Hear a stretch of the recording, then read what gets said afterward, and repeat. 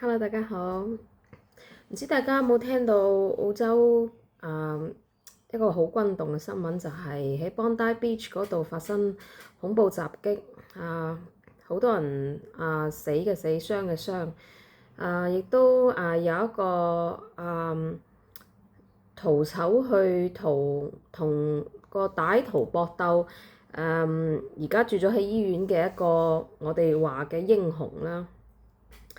咁我就但應該話所有澳洲人聽到呢個消息都好震驚咯，因為Bondi Beach 係一個旅遊熱門嘅地方啦。嗰度除咗會有好多活動之外，仲有好多好多嘅遊客。我記得十幾年前咧，我經常去嗰度嘅，因為佢從嗰度南邊咧就有 Coogee， 上邊咧就有 Watson Bay， 去沿岸咧就係一個好風景優美嘅徒步道，而且係會經過好多可以浮潛嘅嗰啲 bay 啦。我覺得係嚟澳洲嘅話，尤其悉尼，你一定要行呢條路。我好多年都冇去嗰度㗎啦，因為咧雖然佢好優美好靚啦，但係交通唔係咁方便。你好似去 Bondi Beach 嘅話，我哋要坐火車去到 Bondi Junction，然後坐巴士去到 Bondi Beach。同樣行上去行落去咧，都係冇直接嘅火車，都係要轉巴士或者係輪渡嘅。對於我哋嚟講唔係咁方便咯。但係即係可以想像，即係發生咁嘅事情咧，咁現場肯定係好混亂，好多人受傷，好多人即係遭難。咁喺一個哀痛同埋驚訝之後，好多人都喺度討論嗰個同歹徒搏鬥嘅嗰個男士啦。之後好快就前日咧就開始傳出話嗰個人係喺邊個區嘅一個水果店嘅老闆嚟嘅。嗰個區佢哋只要講嗰個區咧，就係我而家住嘅區啦。嗰個水果店嘅老細咧就出嚟澄清，就話唔係我哋店嘅媒體誤傳。跟住我諗咧就喺度即係傳得係呢個區嘅話，咁肯定係有少根據嘅。所以接下嚟嗰日咧，我就比較留意網上嘅新聞，亦都留意即係開車經過，我會留意周圍喺度睇下。我都唔知睇咩，反正我就會留意周圍啲即係不尋常嘅嘢咯。琴晚下午咧就同個細游完水咧，臨時起意就話去超市買啲嘢。開車經過火車站隔離條主街，即係好旺嘅好多 shop 嘅嗰條街啦。我睇到平時嗰間便利店賣煙賣雜貨嘅便利店咧就關咗門，喺個門外邊咧就放咗好多花一束束嘅花同埋嗰啲紙條。但係我睇唔清紙條上面寫咩嘢，因為開車開得好快。嗰時我就同個細講點解嗰度放咗咁多花嘅？然後我個心裏邊喺度直覺講俾我聽，嗰個可能同邦達嘅事件有關。跟住我翻嚟之後咧就搜 Google 啦，但係搜唔出嚟。Google 其實而家都冇咩用。但係我就諗可能喺 Facebook 即係本地嗰啲群佢會有啲咁嘅討論。果然過咗個鐘頭之後，我竟然就喺我哋本地嗰個生活群度見到人哋講即係呢個男嘅就係呢間店嘅店主，佢係穆斯林嚟嘅。仲拍咗 video 話，即係好多人喺佢門外致敬啦，同埋祝福佢快啲康復啦。即係我都驚訝，我當時啲直覺點解會咁準？點解開車一經過就知嗰個人係就係喺新聞嗰個人？即係印證咗呢個世界真係好細咯。我前幾日講有個視頻講咗話呢個世界好細，因為有人將我頻道推薦俾我老公。所以呢件事都證明到呢個世界真係好細，即係悉尼咁大嗰個人偏偏就係我哋呢個區，就係喺我開車可能2-3分鐘距離日日都會經過嘅一間店嘅店主，但我冇入過去，因為我冇即係要入去店度買嘢嘅必要。但係即係都好驚訝嗰種一系列嘅事情令我好驚訝。但係我唔係話想討論呢件事啊，我就係小道消息一下啦嚇。咁我想講咧就係即係點解可以話嗰兩條友攞住啲槍可以咁明目張膽走去幫大，就咁即係咁容易就可以發生罪惡，咁容易就可以殺人。咁我都想講下點解會咁。我喺澳洲生活咗17年啦，咁都經歷咗好多事情。我又俾即係我以前嘅隔離屋暴力襲擊過啦，以後我可能會詳細講一講。我都有同警察打交道啊，即係以我嘅親身經歷嚟講咧，親耳聽到或者係親身經歷嚟講咧，我想講澳洲佢犯罪嘅成本或者係你唔遵守紀律嘅成本其實係好低嘅啫。點解？我就講好細嘅事啊。咁若干年前我就喺火車上搭火車啦，咁有一個男嘅就同我講話自己冇買車票上嚟啊。我話咁你唔怕俾人捉咩？咁佢話嘿，我已經收到3張罰單啦。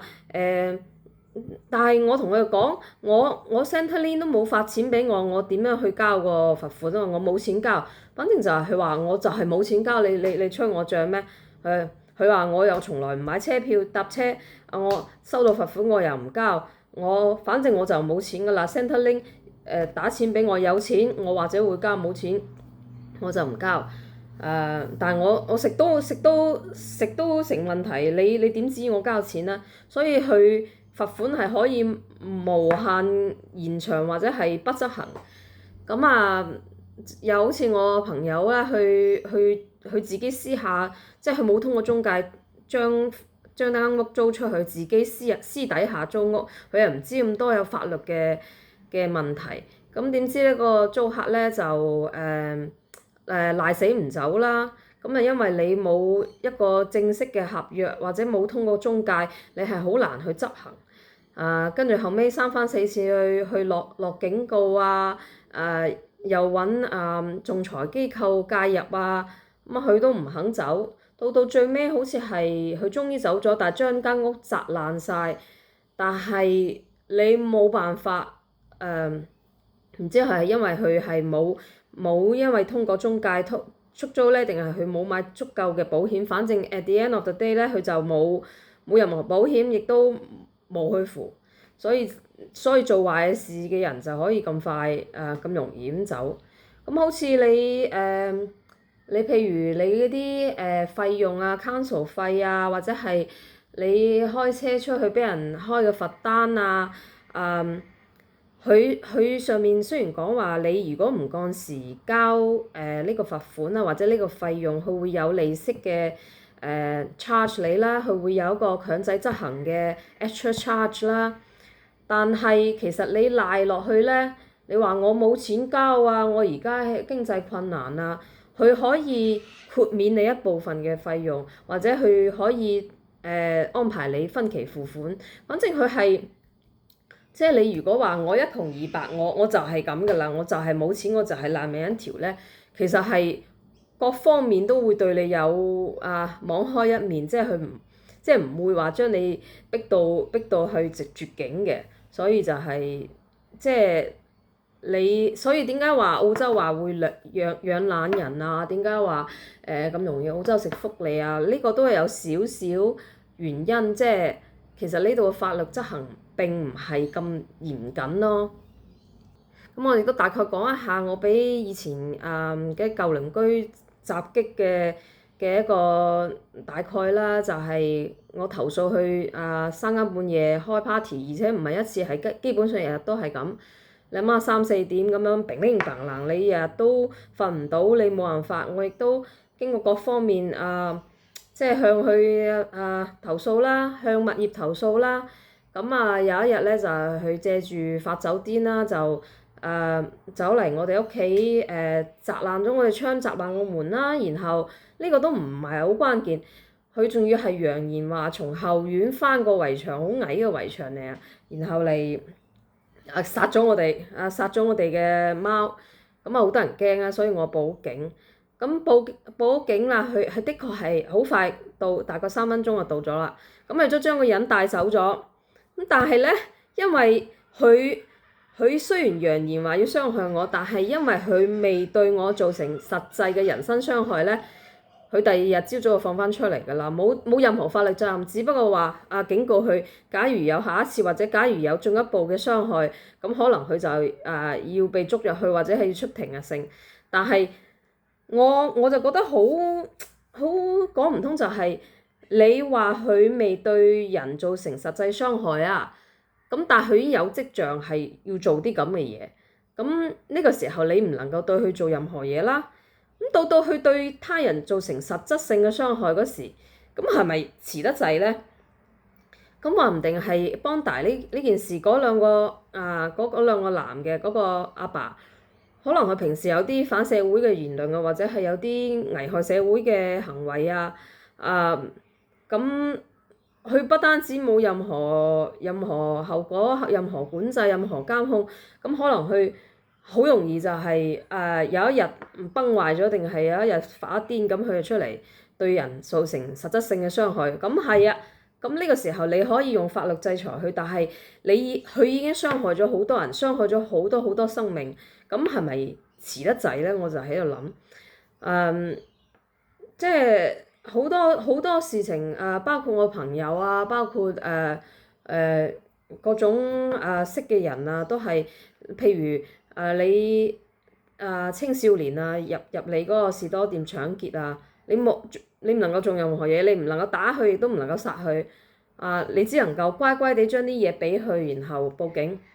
然後報警你又都冇用，因為佢冇對你造成實質性嘅人身傷害啊嘛。而且如果係對方係未成年人嘅話，你係冇辦法做任何嘢嘅。咁你只能夠話保險公司賠你。咁其實又係一個好費時費功夫。你作為受害者，你自己要去花費額外嘅時間精力去搞呢啲嘢。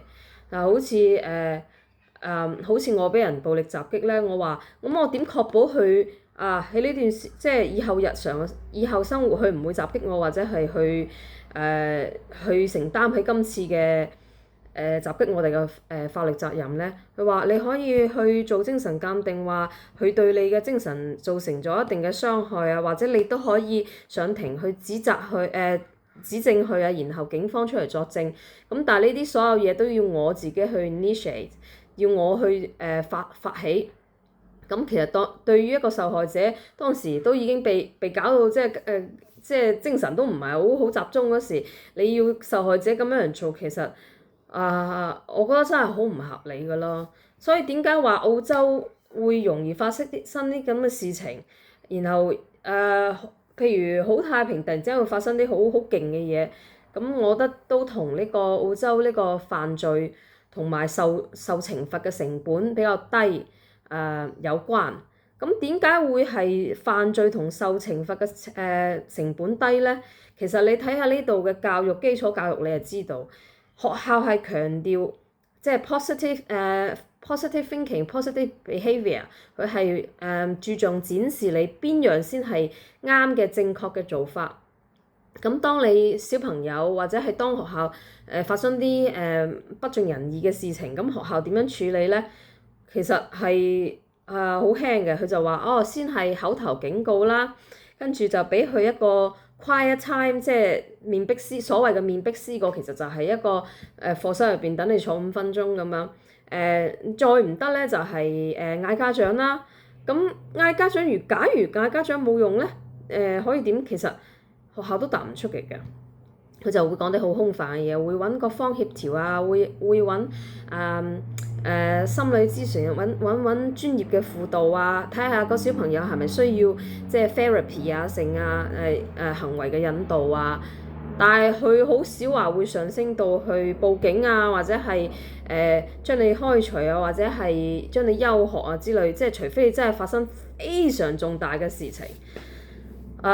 所以你都睇到點解你青少年，假如佢要犯罪，假如要去傷害人，佢真係成本唔大，佢就會慢慢有咁嘅錯覺，認為啊喺度做壞事其實冇咩法律責任，冇咩 consequence 嘅喎。